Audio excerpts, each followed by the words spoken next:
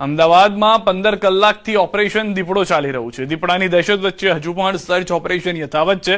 કલાકો વીતી ગયા છતાં હજુ પણ દીપડો પકડથી દૂર છે। વન વિભાગે અલગ અલગ ટીમો કરી રહી છે શોધખોળ। અલગ અલગ પાંજરાઓ મૂકી શોધખોળ કરવામાં આવી છે। વન વિભાગના સીસીએફ પહોંચ્યા છે ઘટના સ્થળે। દીપડાને શોધવા ડ્રોનની પણ મદદ લેવામાં આવી રહી છે।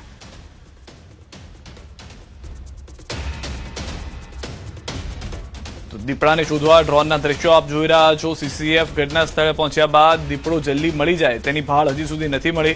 અંદાજિત 15 કલાક જેટલો સમય થઈ ગયો છે અને અમદાવાદ શહેરમાં પહેલી વખત દીપડાએ દેખા દેતા સૌ કોઈ ખાસ કરીને સ્થાનિકો જે છે ચિંતામાં જોવા મળી રહ્યા છે। જે વન વિભાગ છે તે પાંજરા સાથે તૈયાર જોવા મળી રહ્યું છે કે જેવી ભાળ મળે દીપડાને પકડવા માટે શરૂઆત થઈ જાય। આ દ્રશ્ય આપ જોઈ રહ્યા છો કે જ્યાં આગળ સોસાયટીમાં એક સીસીટીવી કેમેરાની અંદર આ સમગ્ર ઘટના જે છે તે કેદ થતી જોવા મળી રહી છે, જેમાં દીપડો જોવા મળ્યો છે।